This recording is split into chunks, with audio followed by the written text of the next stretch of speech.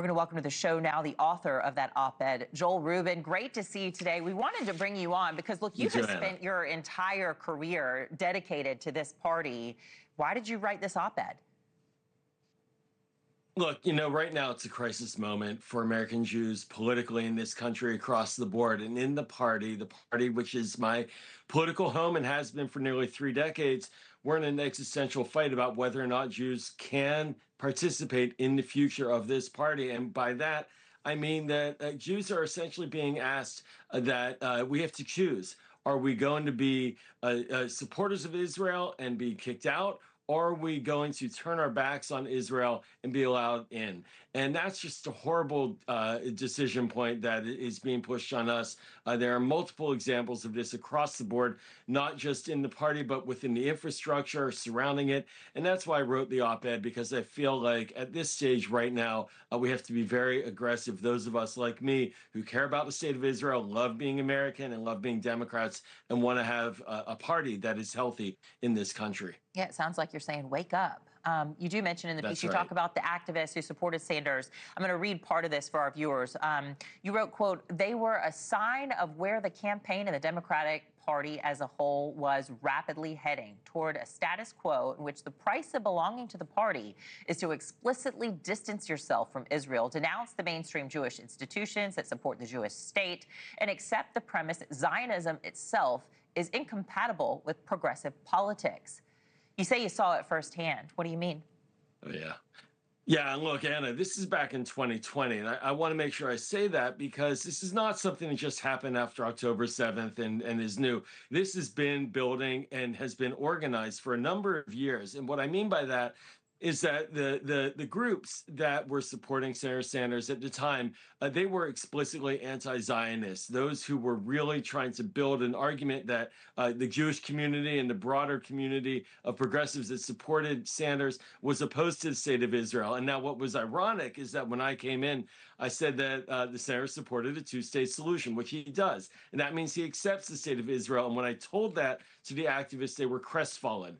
They don't want Israel to exist. They don't like Jewish institutions. They want American Jews to turn their backs on that part of our existence and our heritage.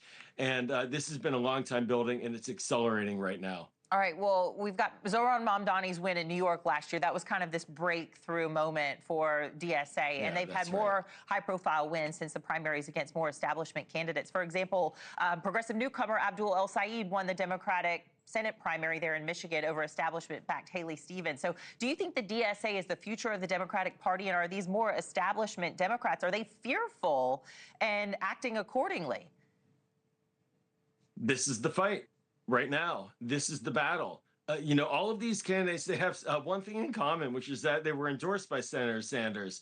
And so his infrastructure is pushing him into the Democratic Party. And we're seeing this battle play out time and time again, including even, for example, Graham Plattner, who was not DSA, but had Nazi tattoo, the candidate up in Maine that was pushed in to try to essentially force this individual in, is what Sanders and his team did. And that creates division within the party. That's intentional. The goal is to try to disrupt the future of the Democratic Party in a way that sets lines. And in this case, the decision point is whether or not American Jews who 3/4 vote for Democrats time and time again, whether or not we're going to be able to continue to stay active and vote in this party. All right, well, our own Batya Ungar-Sargon spoke with Florida gubernatorial candidate Republican Byron Donalds on the state of the Democratic Party. Here's what he had to say. What you're seeing on the Democrat Party is you're seeing a lot of hate mixed with policy because they've not been able to put together a governing coalition that can actually make people's lives better. What do you think of his sentiment?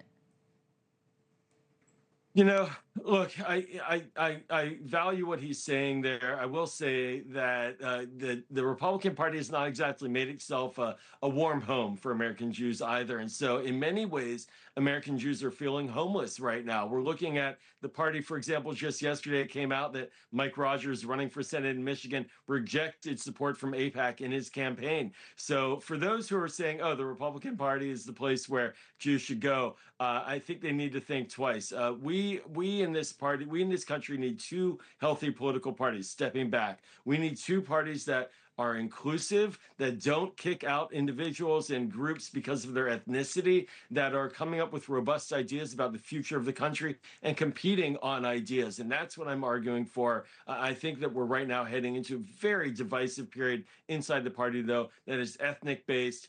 Nobody wins in that case. We just tear ourselves apart. And then it is also, of course, a losing formula in general elections for the Democrats. Okay, I want to get to Iran in just a second while I've got you here, but just a quick beat. Yeah. What happens if DSA continues to rise?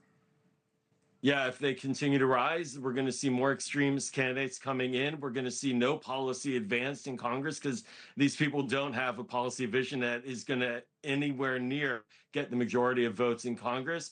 And we're going to see the Democratic Party tear ourselves in two because we don't want these kinds of ideas in our party. We don't want the divisiveness in our party, but they are winning at the base. And in the gerrymandered world we live in, base politics is winning in primaries in many seats that are very clearly going to go for Democrats. And so right now we've got a problem in the party, and that's why I'm speaking out right now. All right, well, we are hearing, let's get to Iran. We're hearing both sides trading barbs here about, economic policy that they plan to put into place. And the Trump administration is set to announce punishing economic sanctions tomorrow. We're expected to hear from Treasury Secretary Scott Bessent at 2 o'clock. Do you think this tactic is going to help bring about an end to this nearly 6-month-long war?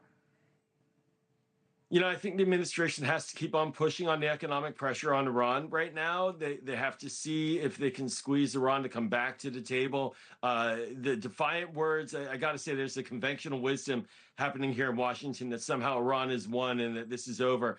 I don't buy that. I think that Iran is incredibly weak right now. They have taken a major hit to their economy, to their military. We have surrounded them militarily. A little pressure and a little patience is needed at this moment. All right, former Deputy Assistant Secretary of State Joel Rubin, thank you for joining.